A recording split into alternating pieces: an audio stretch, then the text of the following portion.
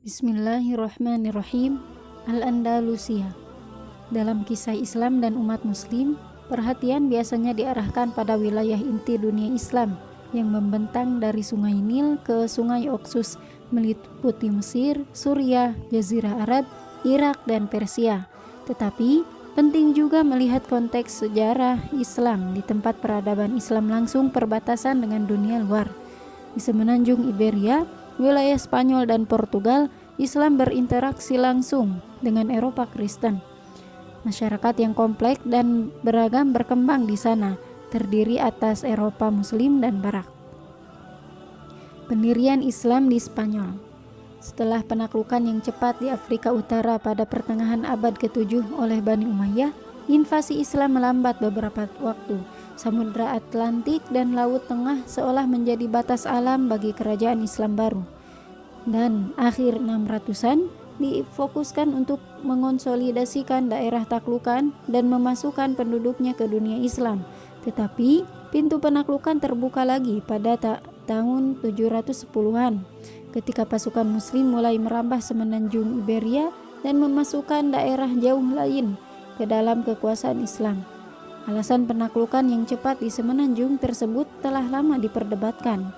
Bagi orang-orang yang menyaksikan operasi militer kedua belah pihak, ini hanya manifestasi rasa suka dan tidak suka dari Tuhan. Bagi umat Islam, penaklukan itu berlangsung cepat dan mudah karena Tuhan telah berkehendak tanah ini akan masuk ke dalam kerajaan Islam. Bagi umat Kristen, kekalahan masif itu menunjukkan Tuhan kecewa dengan aksi tak bermolar Visigoth, sehingga dia mengirim penyerbu Islam sebagai hukuman. Tentu saja ada faktor yang lebih konkret untuk dipahami. Pertama, ketidakpopuleran Roderick dan monarki Visigoth akibat konflik politik yang sudah terjadi sebelumnya.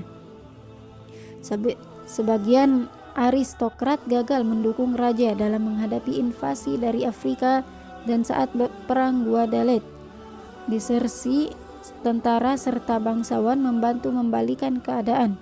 Ketidakpopuleran Visigoth terbukti oleh fakta bahwa setelah puncak pertempuran, beberapa kota tetap melawan pasukan muslim. Bahkan, perlawanan utama terlihat di pegunungan utara dan tidak dipimpin Visigoth, tetapi oleh separatis politik yang berjuang demi kemerdekaan sebelum penyerbuan Islam. Kota-kota utama di wilayah Visigoth dengan cepat menyerah kepada pasukan Islam yang menjanjikan persyaratan penyerahan diri yang lebih menguntungkan dan otonomi lokal. Kemerdekaan relatif diberikan orang Islam kepada penduduk sipil yang tentu sangat kontras dengan kebijakan rezim Visigoth. Setelah penaklukan, dimulailah permukiman Islam. Pola permukiman di sini berbeda dari sebagian Timur Tengah yang menempatkan pasukan di kota garnisun yang diorganisasikan oleh otoritas Rasidun dan Umayyah. Di Andalusia, sebagian besar penempatan permukiman tak terorganisasi dan sembarangan. Umat muslim pun tak membatasi diri di kota garnisun dan malah memilih menjadi pemilik tanah di seluruh semenanjung. Imigran Berber cenderung bermukim di daerah utara dan barat, mencari area penggembalaan seperti daerah asal mereka di Afrika Utara. Suku Arab yang datang ke Andalusia kebanyakan berasal dari Yaman dan sudah lama bertani. Oleh karena itu, mereka kebanyakan bermukim di daerah subur di selatan dan di kota-kota utama seperti Cordoba, Valencia, dan Zaragoza. Baik suku Arab maupun Berber banyak yang menikahi penduduk lokal dan akhirnya menciptakan masyarakat unik baru yang menggabungkan aspek budaya Arab, Berber, dan Hispanik. Penguasa Umayyah. Dalam beberapa dekade pertama pemerintahan Islam, Andalusia tak lebih dari sekedar provinsi jauh dan sepi dari kekhalifahan Umayyah yang luas. Keadaan berubah pada 750-an saat Abbasiyah berhasil menggulingkan keluarga Umayyah. Di Suriah, sebagian besar anggota keluarga Umayyah dipenjara atau dihukum mati. Salah seorang Umayyah muda berhasil lolos dari pembunuhan. Abdurrahman, pangeran berusia 20 tahun, melarikan diri dari Damaskus pada 750 Masehi, persis di depan hidung pasukan Abbasiyah. Ia memulai perjalanan epos melintasi dunia Islam untuk mencari bantuan dan dukungan setelah seluruh keluarganya mati. Ibunya seorang Berber, sehingga ia mencari bantuan di tanah asal Berber di Afrika Utara. Selalu selangkah di depan tentara pengejar Abbasiyah, akhirnya ia mendapatkan dukungan bagi keluarga Umayyah di Andalusia pada 755 Masehi.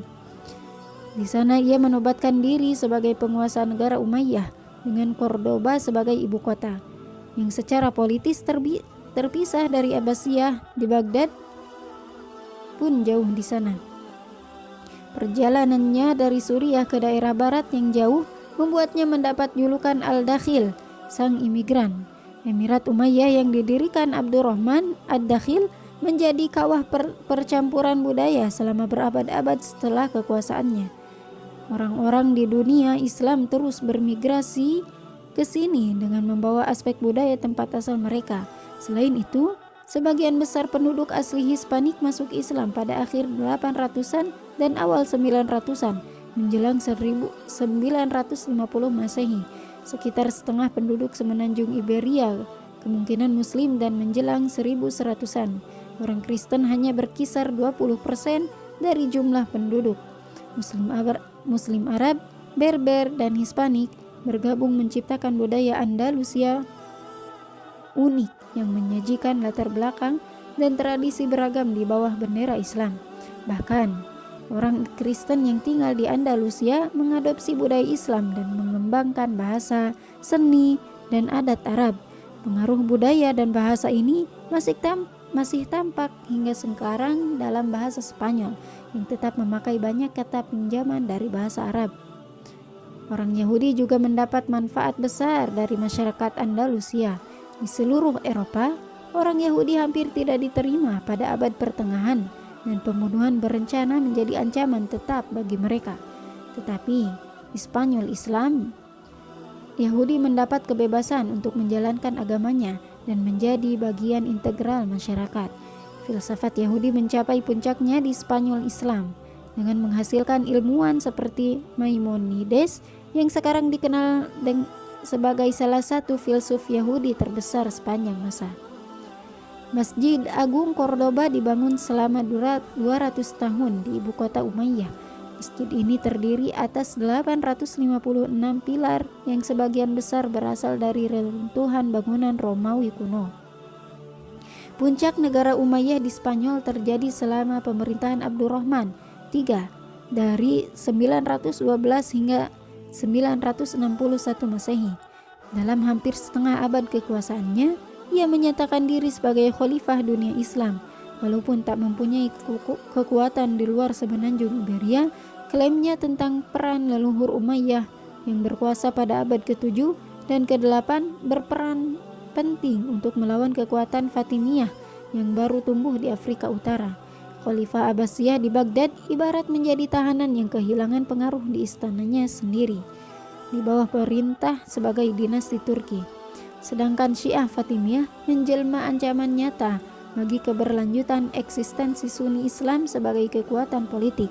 Abdurrahman III mencintai seni dan ilmu pengetahuan dalam kadar yang sama dengan Al-Ma'mun dari Abbasiyah sebelumnya dan Sulaiman yang hebat di Ottoman nantinya. Lebih dari 600 perpustakaan berada di ibu kota Cordoba.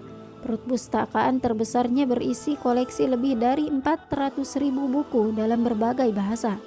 Ada sangat banyak toko di kota, menghasilkan barang-barang yang berharga di seluruh Eropa. Kulit, sutra, kertas, wol, dan kristal. Semuanya diproduksi di Cordoba dan diperdagangkan ke seluruh Eropa dan dunia Islam. Cordoba menjadi kota kelas dunia yang berperan sebagai jembatan antara Eropa yang terbelakang dan kebanyakan buta huruf dengan kota-kota berkebudayaan tinggi di dunia Islam. Jika ingin menjadi terpelajar, seorang Eropa akan berpergian ke Andalusia untuk hadir di tengah-tengah para cendekiawan dan perpustakaan. Bahkan, pemimpin gereja Katolik abad ke-10, Paus Sylvester II, belajar di Andalusia semasa muda dan terpikat dengan prestasi ilmiah peradaban Islam. Abad berikutnya, Saat universitas pertama dibuka di Italia, Prancis, dan Inggris, sebagian besar perpustakaannya berisi buku terjemahan karya-karya di perpustakaan Cordoba dalam bahasa Latin. Spanyol Islam adalah jalan raya utama tempat mengalirnya pengetahuan dunia Islam ke Eropa yang membantu mencetuskan Renaissance pada 1400-an. Kehebatan Cordoba tak sebatas soal ilmu pengetahuan. Abdurrahman dan penguasa Andalusia terdahulu menekankan kekuasaan serta kesejahteraan melalui masjid, selain istana yang luas dan indah. Contoh terbaik Masjid Agung Cordoba. Awalnya masjid ini dibangun Abdurrahman Ad-Dakhil, kemudian diperluas berkali-kali pada 800-an dan 900-an, hingga akhirnya menjadi bangunan luas yang mampu menampung ribuan jemaah. Pilar-pilar yang menjadi cirinya menyangga 2 tingkat lengkungan yang terbuat dari batu merah dan putih, menjadikannya keajaiban arsitektur yang hanya dapat disaingi Hagia Sophia di Konstantinopel. Tak seperti lukisan dan patung di gereja Kristen, desain, kaligrafi, dan bentuk geometris menjadi corak utama impresi artistik di seluruh gedung. Ayat-ayat Al-Quran tertulis dalam huruf kufi kaligrafi Arab menutupi dinding masjid, menunjukkan keyakinan Islam bahwa Quran adalah bentuk tertinggi ekspresi sastra, sehingga pantas berada di masjid terindah.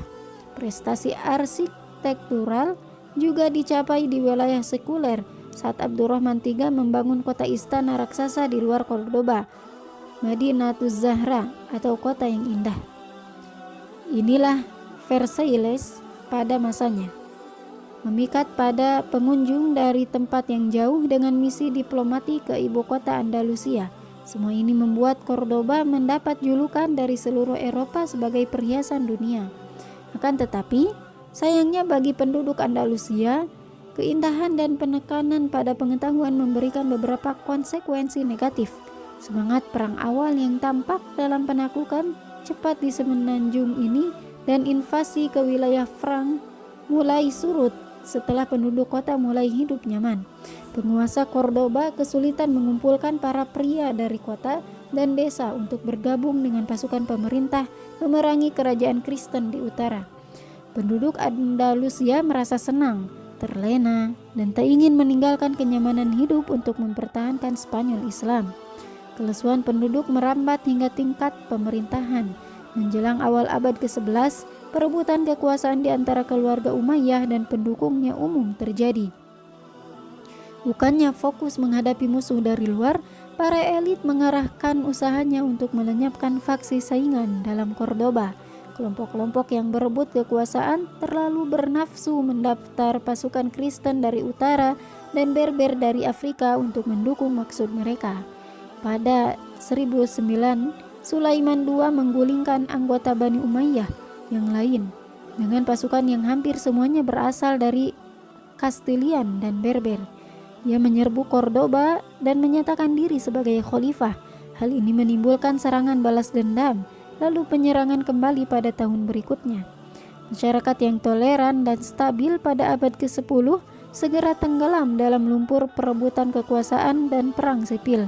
Sepanjang 1010-an hingga 1020-an, persatuan politik Andalusia bubar menjadi banyak negara bagian masing-masing disebut Taifah yang saling bersaing. Periode Taifah dan reformer Berber. Periode Taifah di Andalusia berlangsung pada abad ke-11. Kata Taifah jama dari Tawaif, bersumber dari Quran yang memperingatkan muslim untuk menciptakan perdamaian di antara dua Tawaif atau pihak yang bersengketa. Tetapi perdamaian dalam periode ini merupakan barang mewah. Persaingan etnis antara Arab Berber dan Muslim Iberia menjadi pusat konflik sejak raja-raja kecil di seluruh semenanjung bersaing menggantikan Bani Umayyah yang sudah jatuh. Kota-kota yang pernah menjadi bagian penting negara bagian Umayyah seperti Cordoba, Sevilla, Toledo, Granada, dan Zaragoza menjadi kerajaan kecil merdeka yang terus-menerus berperang. Andalusia yang dulu pernah makmur segera hancur menjadi puing-puing saat perang saudara puluhan tahun membinasakan negeri tersebut. Penulis pada zaman itu seperti Ibnu Hazm yang juga ahli hukum, ahli sejarah, dan filsuf meratapi kehancuran tanah pertanian dan desa yang tenang oleh pasukan yang saling bersaing. Ketika para Taifah berperang demi meraih kekuasaan atas Andalusia, hasilnya sungguh disayangkan dan sangat ironis bagi Islam di Iberia. Satu-satunya pemenang dalam periode Taifah adalah negara bagian Kristen di utara. Sejak penaklukan awal Iberia awal 700-an, bagian paling utara semenanjung ini tak terjangkau kendali Islam. Beberapa negara Kristen kecil berdiri setelah penaklukan dan dilindungi dataran tinggi pegunungan. Dengan mudah mereka menjauhkan diri saat Andalusia menjadi negara kesatuan. Tetapi ketika Andalusia terpecah belah, raja-raja Kristen pun mengambil keuntungan. Banyak raja Taifah yang meminta bantuan pasukan Kristen dalam konflik melawan sesama Muslim. Tindakan semacam ini dipandang sebagai skandal oleh masyarakat Islam awal dan orang-orang soleh waktu saat itu. Tetapi bagi raja-raja Taifah, kekuatan dan kendalilah yang paling penting, tak peduli apapun ideologinya. Dengan ikut campur dalam peperangan antar Muslim, negara-negara Kristen seperti Kastil, Leon, dan Navarre mampu meningkatkan kekayaan dan wilayahnya sendiri atas biaya orang Islam. Dalam satu kesempatan, Taifah Toledo membayar sejumlah besar uang kepada kerajaan Navarre untuk menyerang Zaragoza. Sementara itu, kubu yang diserang membayar Castile untuk menyerbu daerah pedalaman Toledo, membasmi penduduknya dan merampasnya demi kemakmuran sendiri. Orang Islam membayar orang Kristen untuk menyerang dan melemahkan orang Islam lain dalam sejarah hitam Andalusia. Hasilnya berupa hilangnya tanah yang luas serta tumbuhnya militer dan ekonomi negara-negara Kristen Spanyol. Hancurnya Toledo pada 1985 oleh Kastil menjadi kehilangan simbolik dan strategis yang penting. Karena terletak di tengah-tengah Iberia, kejatuhan Toledo bermakna bahwa kekuatan Kristen kini dapat langsung mengancam negara Taifah manapun, bahkan yang jauh di selatan. Baru saat itulah para raja Taifah sadar mereka tidak dapat bertahan melawan raja-raja Kristen lebih lama lagi dan mulai meminta bantuan dari dunia Islam lainnya. Pertolongan itu datang dalam bentuk gerakan Puritan dari Afrika yang dikenal dengan nama Murabitun. Gerakan Murabitun didirikan di gurun Maroko, di sepanjang rute perdagangan yang menghubungkan Afrika Utara dan kerajaan-kerajaan kaya di Afrika Barat. Penduduk di sana adalah orang Berber yang telah masuk Islam berabad-abad lalu setelah penaklukan Islam di Afrika Utara pada 600-an. Menjelang abad ke-11, hampir seluruh suku Berber bernama Islam. Namun, banyak dari mereka yang berpegang pada keyakinan dan peribadatan pra-Islam. Aliansi suku pra-Islam sungguh kuat, tak seperti persaingan suku Arab pra-Islam di Jazirah Arab.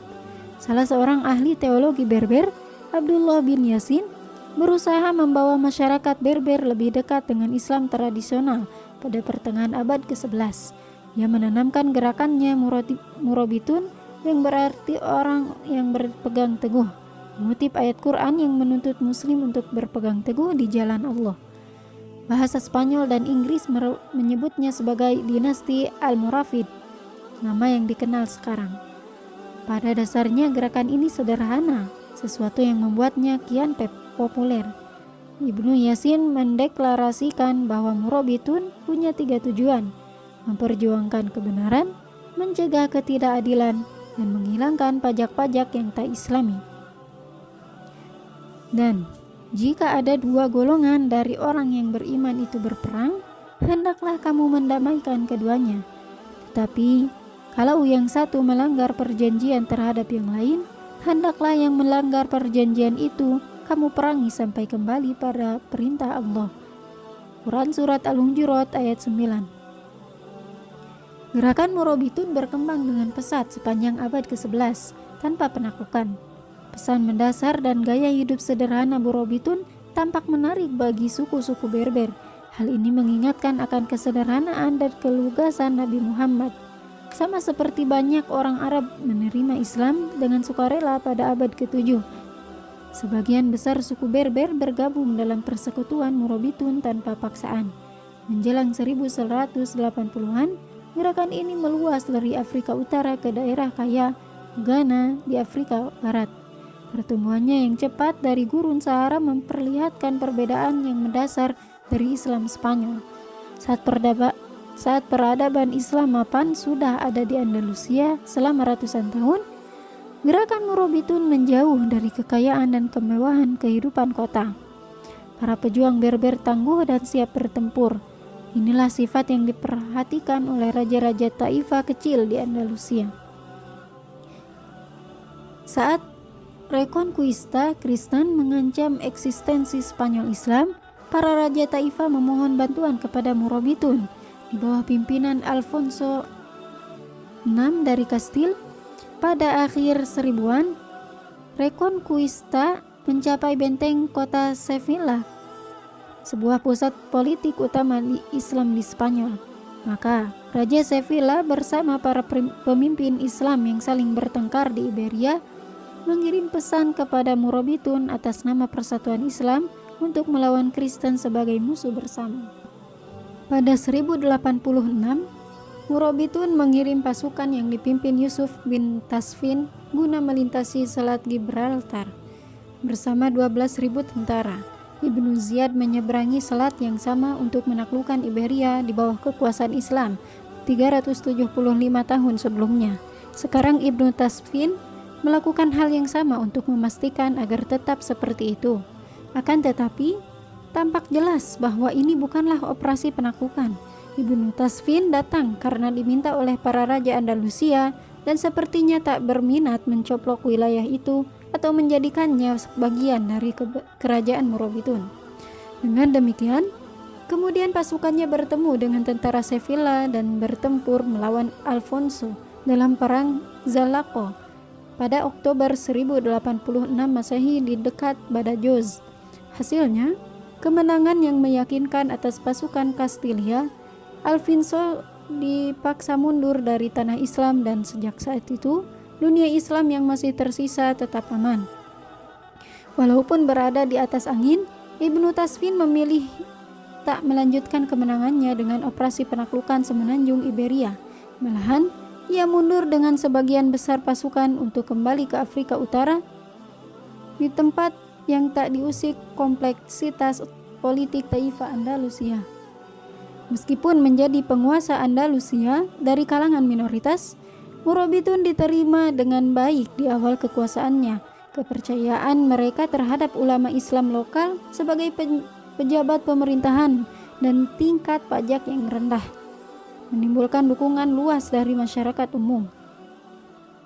Murabitun tak bisa berdiam diri berkaitan dengan politik dan konflik di utara. Yusuf bin Tasfin dipanggil kembali ke Andalusia untuk membantu operasi militer melawan Alfonso lagi. Mestinya, ini menjadi kekuatan persatuan Islam yang menggabungkan banyak Taifah dan Murabitun. Tetapi, pengalaman Ibnu Tasfin dalam ekspedisi kali ini kurang menggembirakan. Operasi militer kali ini terlambat oleh persaingan antar raja Taifah. Mereka selalu mengeluhkan rekannya kepada Ibnu Tasfin dan tak percaya kepada siapapun kecuali pendukung terdekatnya. Akibatnya, serangan ini gagal dan Ibnu Tasfin kembali ke Afrika serta memutuskan tak akan terlibat lagi dalam politik Andalusia. Kelemahan internal Taifah Andalusia dan persaingan antar raja membuat Alfonso VI menjadi ancaman bagi keberlangsungan Islam di Iberia. Dan untuk kali ketiga, Ibnu Tasfin dan Murabitun dimintai pertolongan. Dalam kedatangan yang ketiga ke Andalusia, Ibnu Tasfin membawa fatwa dari Imam Al-Ghazali yang menyatakan raja-raja Taifah sudah korup, tak layak berkuasa, dan harus digulingkan. Pada 1090 Masehi, penaklukan Andalusia oleh Murabitun dimulai dengan dipimpin langsung oleh Ibnu Tasfin untuk mengakhiri periode Taifah. Raja-raja Taifah tak mampu menyerahkan kekuasaan mereka kepada Berber. Bahkan, Sebagian bersumpah setia pada kerajaan Kristen untuk menahan Murabitun. Tindakan ini memperkuat kecurigaan penduduk Andalusia dan ulama Islam bahwa raja-raja Taifah hanya memikirkan diri sendiri dan kekuasaannya, bukan ingin mempertahankan dunia Islam. Pemberontakan umum untuk mendukung Murabitun pecah di seluruh Andalusia, dipimpin para ulama yang menuntut kembalinya kejayaan masa lalu. Maka, pengambil alihan wilayah Islam Andalusia oleh Yusuf bin Tasfin relatif tanpa pertumpahan darah. Saat raja-raja Taifah digulingkan, satu demi satu mereka diasingkan ke Afrika Utara, sehingga perselisihan remeh mereka tak lagi menyebabkan perpecahan di Andalusia. Dalam waktu 10 tahun, seluruh negara Taifah telah menyerah pada Murabitun, kecuali Zaragoza. Rajanya cukup bijak untuk menyadari kekuatan Berber dan menandatangani kesepakatan persekutuan. Yusuf bin Tasfin dengan kerajaan yang membentang sepanjang 3.000 km dari Andalusia sampai Ghana, menjadi salah satu orang terkuat di dunia pada akhir abad ke-11. Penerimaan penduduk Andalusia atas kontrol Murabitun di Andalusia mungkin awalnya tampak mengejutkan. Pejuang nomaden Berber dengan tafsiran Islam yang kaku telah menaklukkan dan mencaplok peradaban mapan yang berumur hampir 4 abad. Biasanya kejadian ini akan dilawan. Akan tetapi, ada tema sejarah Islam yang unik dan berulang. Ketika suatu bagian dunia Islam terpecah secara politik dan invasi eksternal mendekat, maka berkumpul di bawah satu pemimpin dan bendera Islam biasanya menjadi jalan keselamatan. Contohnya, penyatuan pos terdepan Islam jauh di barat di antara Mesir dan Suriah di bawah Saladin selama Perang Salib, dan penggabungan wilayah kekuasaan Turki pada 1300-an oleh Ottoman. Bagi orang Andalusia, penguasa Muslim Berber dengan budaya, bahasa, dan gagasan asing lebih bisa diterima daripada gangguan Kristen Spanyol yang sepertinya ingin membasmi Islam dari semenanjung Iberia. Ditambah lagi, pesan sederhana Murabitun tentang kembali ke Islam sejati sebagaimana yang dipraktikkan Nabi, serta penghapusan hukum dan pajak yang tak adil, pastilah menarik bagi rakyat Andalusia. Meskipun menuai popularitas dan keberhasilan di Andalusia, Murabitun tak kebal dari jatuh bangunnya dinasti. Di bawah Yusuf bin Tasfin, mereka berekspansi sedemikian luas hingga hampir mengambil seluruh tanah Islam di Iberia menjadi kerajaan antar benua. Tetapi mereka gagal mendapatkan kembali wilayah yang telah dikuasai Kristen. Toledo, yang pernah menjadi kota besar Islam, hilang selamanya. Kerajaan Kristen hanya dihentikan, tak dihancurkan. Anak Ibnu Tasfin, Ali, 1106 sampai 1143, yang tak tumbuh di gurun seperti ayahnya, dan walaupun ia pemimpin yang baik, tak punya kemampuan untuk memperluas kerajaan melalui perang. Saat kali pertama masuk ke Andalusia pada akhir abad ke-11, popularitas Murabitun berasal dari kenyataan bahwa mereka akhirnya mampu mengalahkan pasukan Kristen yang mengganggu. Saat raksasa militer Murabitun mulai menurun dan Kristen memenangi peperangan melawan Islam sekali lagi pada abad ke-12, kehadiran mereka di Andalusia mulai dipertanyakan. Bahkan, pemberontakan terjadi di Cordoba, bekas ibu kota Umayyah. Di sana rakyat mulai muak dengan Murabitun sebagai penguasa kota yang tak bisa ditemui dan asing. Akan tetapi, kejatuhan Murabitun sesungguhnya akan diawali dari Afrika Utara, tempat asal mereka. Gerakan keagamaan Berber lainnya mulai tumbuh di pegunungan Atlas yang menjulang di atas ibu kota Murabitun, Marrakesh. Mereka menamakan diri Muwahhidun, yang berarti monoteis. Pemimpin gerakan baru ini, Ibnu Tumart, berdakwah bahwa Murabitun telah menyimpang dari ajaran Islam yang benar, dan kemewahan Andalusia telah merusak dan membuat mereka terlena. Gerakan Muwahhidun juga memiliki pendirian teologi yang sangat kuat. Mereka berpendapat bahwa pembaruan keagamaan merajalela di seluruh Andalusia dan Afrika Utara. Suku-suku Berber yang sebelumnya mendukung Murabitun mengalihkan kesetiaan dan bergabung dengan gerakan Muwahhidun sepanjang 1120-an dan 1130-an.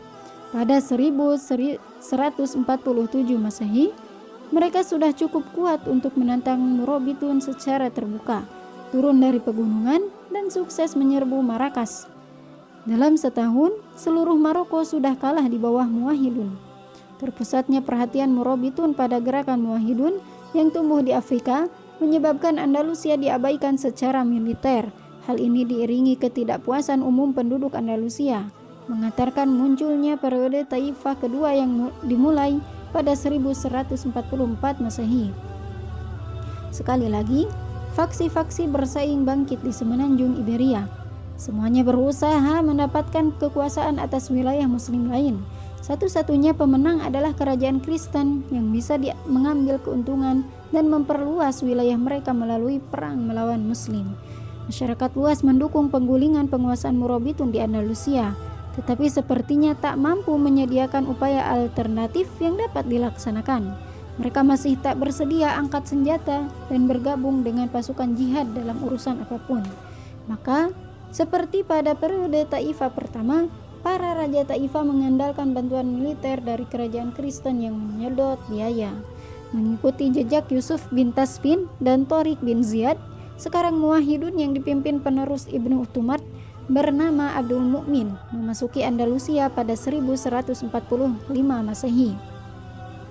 Ia berusaha melakukan pencaplokan wilayah tepat saat Kristen Spanyol dan Portugis mulai maju ke daerah Taifah Muslim. Dalam 1 tahun, Malaga dan Sevilla ditaklukkan. Pada 1150 Masehi, Cordoba dan Jain direbut dari Raja Taifahnya. Menjelang wafatnya Abdul Mukmin pada 1163, seluruh sisa Spanyol Islam menjadi bagian kerajaan Muwahhidun.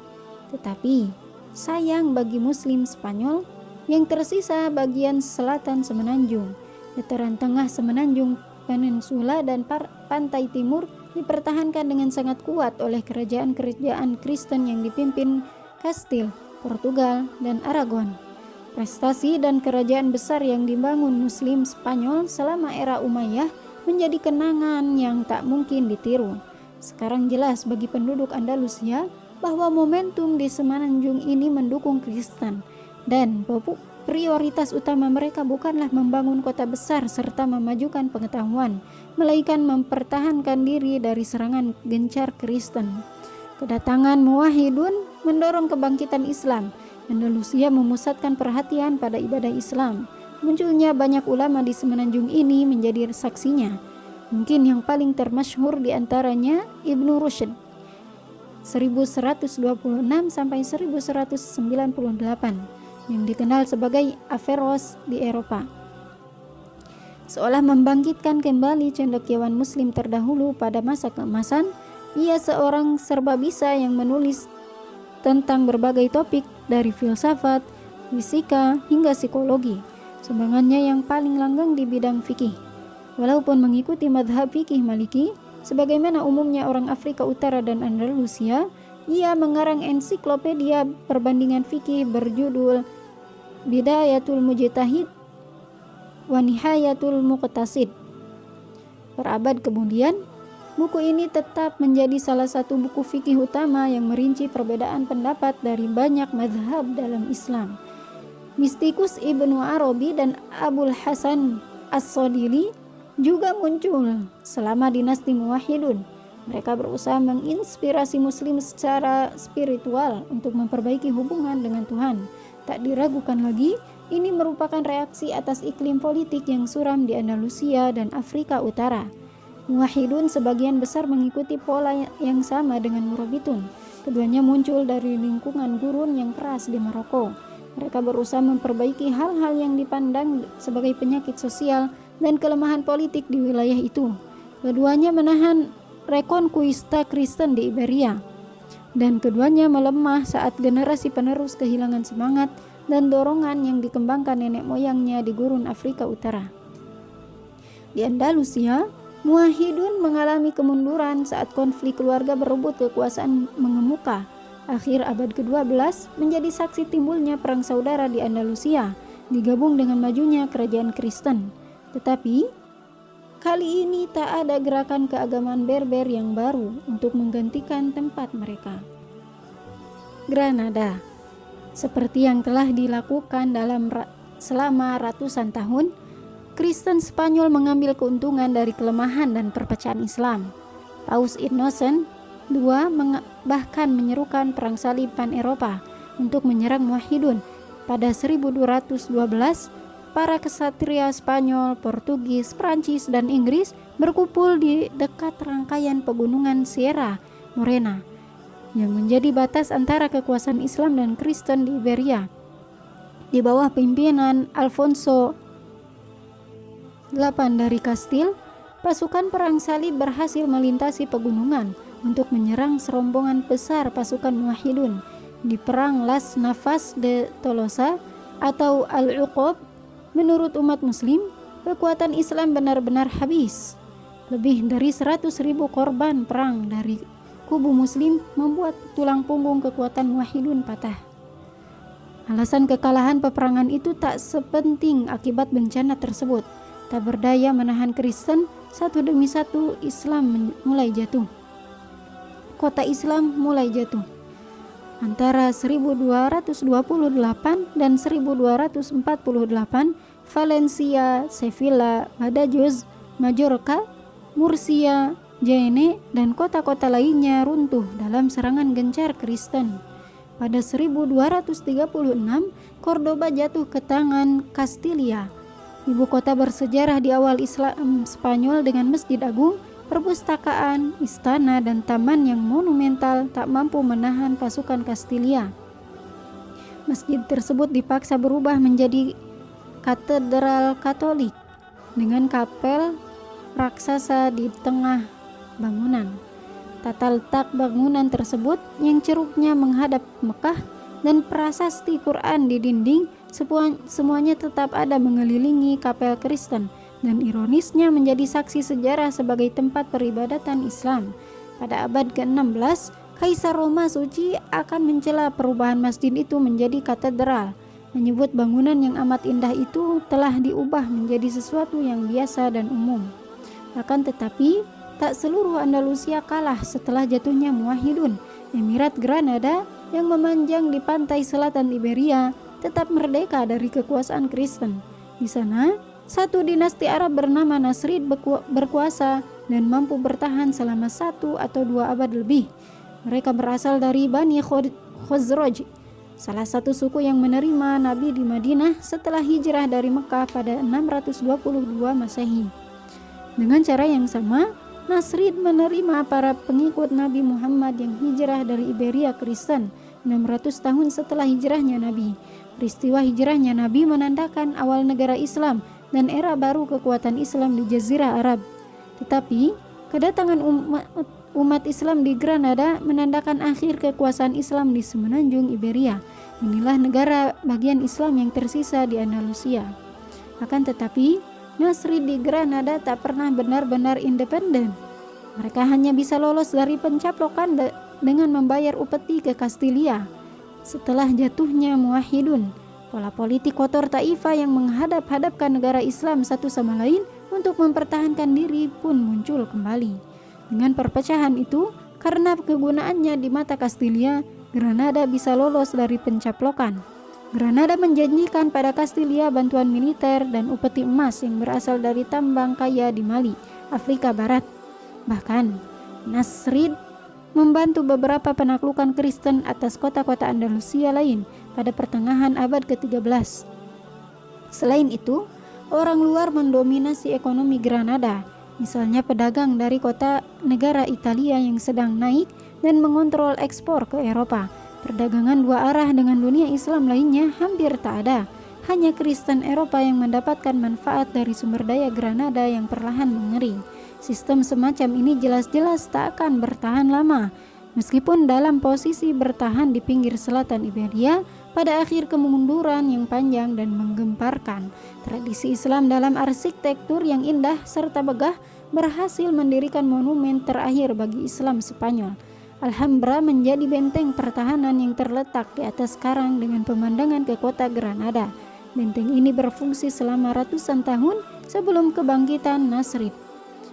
Para emir Granada memilih mengembangkan dan memperindah benteng tersebut sebagai istana.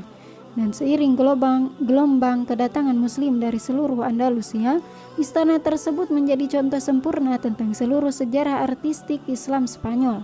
Lengkung tapal kuda Umayyah serta pola geometris Murabitun dan Muwahhidun yang terkenal, dilengkapi inovasi Granada dan arsitektur Kristen baru, berpadu menciptakan bagian puncak yang unik.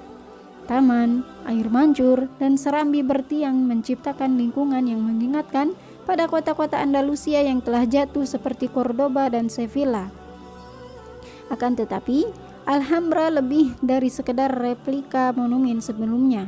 Istana ini juga menciptakan gaya yang sepenuhnya baru, yang kemudian ditiru Eropa dan dunia barat. Alcazar dari Sevilla yang dibangun sebagai istana kerajaan oleh Kastilia tak lama setelah Alhambra meniru mentah-mentah gaya istana Nasrid, termasuk taman, halaman dalam, dan lengkungannya. Sekolah dan masjid di seluruh Afrika Utara juga mendapatkan inspirasi dari Alhambra, menjadikannya warisan arsitektural selama berabad-abad. Mungkin ciri Alhambra yang paling mengejutkan adalah semboyan Emirat Granada yang diplester di seluruh dinding. Wala ghalib ilallah, yang berarti tidak pemenang selain Allah. Ini semboyan yang pas bagi sebuah negara bagian yang menampilkan sisa-sisa peradaban Islam di Andalusia. Bahkan, saat musuh mengepung Granada yang rentan, semboyan tersebut mengingatkan bahwa keimanan mereka kepada Tuhan yang Maha Kuasa tak dapat dikalahkan, meskipun terjadi kemunduran politik di semenanjung itu. Mungkin yang paling ironis adalah kenyataan bahwa slogan tersebut tetap terpasang di dinding, bahkan setelah Raja Kristen yang menang mendiaminya pada 1492 Masehi. Saat Granada menyongsong ujung pada masa keemasan Andalusia, lingkungan politik di sekitar terus melemahkannya, sehingga membawanya pada kehancuran. Ancaman Kastilia pada Nasrid di utara tetap menjadi masalah. Upeti tahunan hanya memperkuat negara Kristen dan melemahkan Granada.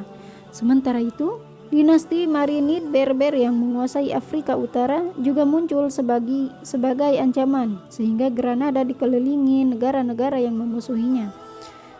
Di tengah lingkungan yang tak mendukung, Granada bisa bertahan menghadapi kemajuan Kristen. Granada dapat bertahan dengan sangat kuat karena dilindungi rangkaian pegunungan dan banyak benteng bertebaran di wilayahnya. Emirat Granada pun mampu lolos dari penaklukan yang telah menjatuhkan Andalusia. Akan tetapi, bukan invasi eksternal yang membawa akhir bagi Islam Spanyol, melainkan perselisihan internal. 1480-an adalah tahun instrik istana dan konflik keluarga. Emir Granada, Abul Hasan, digulingkan dan diasingkan oleh anaknya sendiri, Abu Abdallah Muhammad XI pada 1482. Muhammad XI yang dikenal dengan Boabdil oleh orang Spanyol dinyatakan sebagai pemberontak terhadap Tuhan oleh golongan ulama Granada, dan sungguh tindakannya itu menyebabkan semakin turunnya politik Islam di semenanjung Iberia. Saat ia mengumpulkan pasukan untuk melawan ayahnya, Kastilia tidak menyurutkan tekanan terhadap Granada. Perpecahan Islam ditambah artileri canggih di tangan Kristen membuat perebutan benteng-benteng strategis di seluruh wilayah Granada berlangsung cepat. Hanya beberapa dekade setelah Ottoman menggunakan meriam untuk menaklukkan Konstantinopel pada 1453 dan memasukkan Islam ke Eropa Timur, pasukan Kristen menggunakan teknologi yang sama untuk menghapusnya dari Eropa Barat. Sepanjang sejarah Andalusia, ketika angin berpihak pada Kristen, Muslim Afrika Barat akan datang menyelamatkan saudara seimannya. Tetapi, akhir abad ke-16, hal itu tidak terjadi. Kerusuhan sipil di Afrika Utara menyebabkan penguasanya sibuk dengan masalah sendiri, dan usaha diplomatik Kastilia secara efektif telah mencegahnya terlibat dalam urusan Granada. Dinasti Mamluk di Mesir sudah dimintai pertolongan oleh Granada, tetapi hanya bisa menawarkan bantuan simbolis. Granada harus mencari cara untuk menahan Kristen sembari menangani perang saudara di antara mereka. Akhirnya, tugas penting seperti itu terbukti mustahil. Kepemimpinan Muhammad XI hanya menambah kesengsaraan Granada Kastilia menangkapnya pada 1486. Selama dia ditahan, sang ayah mengambil kembali mahkotanya. Setelah setahun menjalani penahanan, Muhammad XI dilepaskan dengan bersumpah setia pada kerajaan Kristen. Bermodalkan senjata dan pasukan yang dipasok Kastilia, sekali lagi ia mampu menjadi Emir Granada. Ini menimbulkan perang saudara kembali. Kali ini ia menghadapi pamannya. Ia berjanji tak terlibat dalam perang antara Kastilia dan pamannya ketika sebagian besar Emirat Granada ditaklukkan Kristen. Menjelang 1490 Masehi, Granada satu-satunya kota tersisa yang masih diperintah oleh Muslim di semenanjung Granada. Raja Katolik terkenal Ferdinand dan Isabella menyatukan Kastilia dan Aragon serta menyiapkan jalan bagi Spanyol modern. Mereka tak berniat membiarkan Granada bertahan sebagai kota Islam merdeka di tengah-tengah persatuan Spanyol Kristen meskipun sudah dibantu Muhammad XI. Pada 1490 dan 1491 menjelang kejatuhan Granada, secara perlahan Spanyol mendekati kota yang sendirian ini. Bahan-bahan pokok dihalangi masuk, pengungsi membanjiri kota, dan rasa putus asa menyelimuti penduduk. Sendirian dan tak adanya bantuan yang datang dari Muslim Afrika Selatan, mustahil Granada bertahan melawan Spanyol yang jauh lebih banyak dan lebih kuat teknologinya. Muhammad XI menyadari itu. Maka pada 25 November 1491, ia mengutus wazirnya untuk merundingkan syarat-syarat penyerahan pada monarki Katolik. Pada 1 Januari 1492, secara resmi Granada berpindah tangan ke Spanyol. Muhammad XI menyerahkan kunci gerbang kota tersebut dan Alhambra pada sang penakluk pada pagi hari. Sehingga ketika penduduk kota terbangun, mereka menyaksikan bendera yang menyatakan dan tak ada kemenangan selain Tuhan. Yang berkibar di Alhambra diturunkan kali terakhir saat bendera Kastilia menggantikannya. Bagi pihak Kristen, inilah pemenuhan yang menggembirakan setelah perjuangan selama 1 abad untuk mengkristenkan semenanjung Iberia. Bagi penduduk Muslim, inilah akhir negara yang paling tercerahkan, makmur, dan kuat yang pernah ada di dunia. Bagi sang emir yang ditaklukkan, yang ketidakmampuan politiknya langsung membuat hilangnya potongan Andalusia terakhir, persaingan telah menunggu. Legenda menceritakan saat ia keluar dari kota, ia menengok ke belakang untuk kali terakhir dan mulai menangis. Ibunya mencela, mengucapkan kalimat yang terkenal, "Jangan menangis seperti perempuan atas apa yang tak dapat kau pertahankan sebagai lelaki." Morisco. Sejarah politik Andalusia berakhir pada 1492 Masehi, tetapi ini bukanlah akhir dari penduduk Islam Spanyol. Masih ada sekitar 500-600 ribu Muslim dari total penduduk 7-8 juta di seluruh semenanjung Iberia. Sebagian besar berada di bekas Emirat Granada. Tak mungkin bagi monarki Katolik untuk memaksa keluar orang sejumlah itu dalam waktu singkat. Banyak wilayah di seluruh Iberia yang masih bergantung kepada penduduk Muslim untuk menjalankan ekonomi lokalnya. Pada 1492 Masehi, pemerintah Spanyol mengusir seluruh orang Yahudi dari tanahnya. Sultan Bayezid II dari Ottoman memerintahkan agar militer dan gubernurnya menerima pengungsi Yahudi dari Spanyol. Sejumlah besar komunitas Yahudi keturunan pengungsi Yahudi Spanyol tetap bertahan di Istanbul hingga abad ke-20. Selain itu, Spanyol tak punya cukup warga untuk mengisi kota yang dikosongkan. Malahan, awalnya Ferdinand dan Isabella mengambil pendekatan yang toleran terhadap minoritas Muslim. Umat Muslim memang kehilangan beberapa kedudukan sosial karena sekarang penguasanya berbeda agama, tetapi mereka mendapat kebebasan untuk melanjutkan ibadah sesuai keyakinan di bawah monarki Spanyol. Tak berarti Kristen tidak berusaha mengajak orang Islam berpindah agama.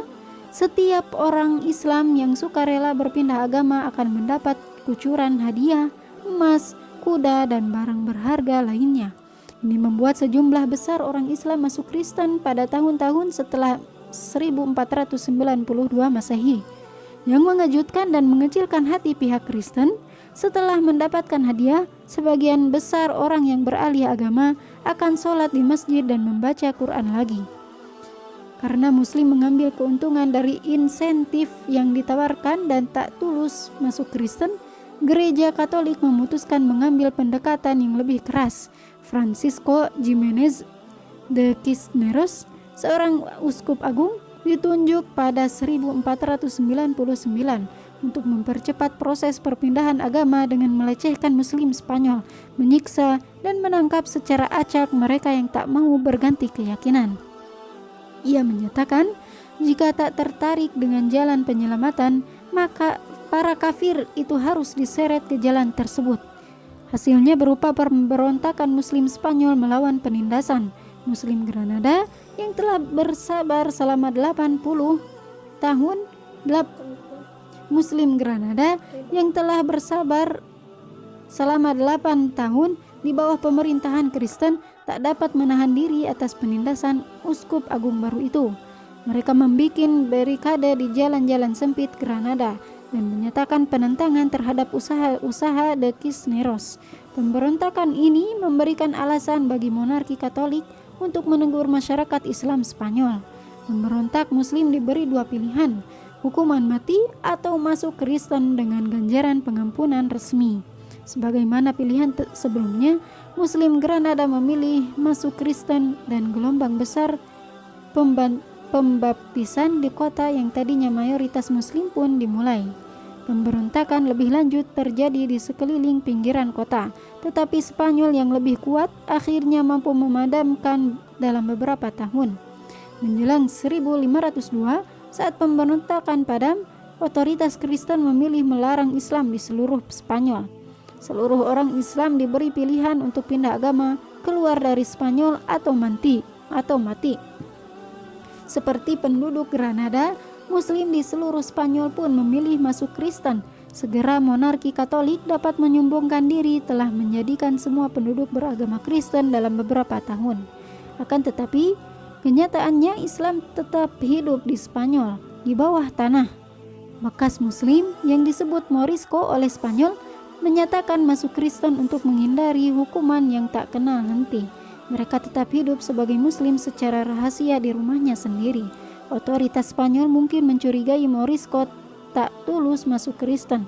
Maka mereka menetapkan banyak hukum sebagai bagian dari Inkuisisi Spanyol sepanjang awal 1500-an untuk membersihkan Morisco dari masa lalu Islam mereka. Menyembelih binatang berdasarkan hukum Islam dinyatakan dilarang pada 1511 oleh dekret kerajaan. Perempuan tidak boleh menutup mukanya pada 1513. Selanjutnya, Morisco dilarang menggunakan pemandian umum atau menutup pintu rumah pada Minggu. Untuk memastikan tak seorang pun menjalankan ibadah Islam secara diam-diam, pernikahan harus dihadiri oleh orang Kristen lama. Untuk memastikan upacara perkawinan tidak diselenggarakan menurut hukum Islam. Pada 1526, berbicara dalam bahasa Arab tergolong perbuatan melanggar hukum dan Morisco dipaksa berbicara bahasa Kastilia termasuk ketika di rumah. Usaha memisahkan Morisco dari agama dan warisan budayanya hanya membuat mereka semakin sembunyi-sembunyi dan menyebabkan mereka lebih bersemangat memegang teguh keyakinannya. Secara keseluruhan, Inkuisisi gagal menghilangkan Islam dari hati kebanyakan orang Morisco. Malahan, cara ini memaksa mereka menjadi lebih kreatif menghindari hukum. Banyak ulama menuliskan fatwa mengizinkan umat Muslim beribadah dengan cara yang tak tradisional untuk menghindari hukuman penguasa. Sebagai contoh, fatwa terkenal pada 1502 oleh mufti dari Oran, sekarang bernama Algeria, memperbolehkan wudhu tanpa air dengan menyentuh dinding bersih, sholat pada malam hari bukannya 5 kali sehari, dan makan daging babi jika dipaksa. Perintah keagamaan secara terbatas dilakukan di rumah karena masjid dan sekolah ditutup atau diubah menjadi gereja Kristen. Akan tetapi, bahasa Arab bertahan di balik pintu yang tertutup karena orang tua tetap mengajarkan ritual Islam dan ayat-ayat Quran kepada anak-anaknya. Orang Morisco bernama Kristen akan tetap ke gereja pada Minggu, berdoa menurut ritual Kristen. Ketika di rumah, ia dipanggil dengan nama Muslim rahasia, membaca Quran, dan berdoa dengan cara Islam. Raja-raja Spanyol tak pernah mengabaikan kepercayaan rahasia Morisco. Bahkan 100 tahun setelah penaklukan Granada, jelas terlihat monarki Spanyol dan gereja Katolik gagal mengganti agama Morisco. Semakin banyak Morisco yang tertangkap oleh inkuisisi saat sedang beribadah, dan hukuman yang dijatuhkan tak menggetarkan yang lain. Raja Philip III yang sangat dipengaruhi pendeta Katolik garis keras memutuskan untuk mengusir seluruh Morisco keluar dari Spanyol, meskipun protes dari aristokrat merebak di seluruh Spanyol karena menganggap pengusiran Morisco mengganggu perekonomian. Dampak dekret kerajaan itu terasa pada tahun berikutnya. Seluruh desa Morisco dikosongkan, penduduknya dipaksa ke pantai, tempat kapal-kapal dari Eropa menunggu untuk membawa mereka ke Afrika Utara. Morisco diizinkan membawa barang milik mereka sebanyak mungkin, tetapi Spanyol menyita tanahnya. Anak di bawah umur 4 tahun tidak diusir, tetapi diambil dari keluarganya untuk dipelihara sebagai anak Kristen.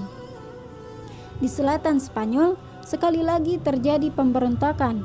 Pengusiran ini berarti Morisco yang menyamar sebagai Kristen tak perlu takut lagi menyatakan diri sebagai Muslim dan menimbulkan usaha terakhir mempertahankan Islam di semenanjung ini. Kali pertama dalam 100 tahun, azan kemudian berkumandang di lembah dan perbukitan Spanyol. Sholat berjamaah yang tak pernah terlihat selama bertahun-tahun sejak kejatuhan Granada sekali lagi diadakan. Hari kejayaan Islam memang telah berlalu, tetapi para pemberontak, meski dengan cepat dapat dikalahkan Spanyol, mampu membangkitkan kenangan akan Andalusia dan 800 tahun sejarahnya untuk kali terakhir. Pada 1614, seluruh orang Morisco sudah pergi dan pemberontakan dipadamkan.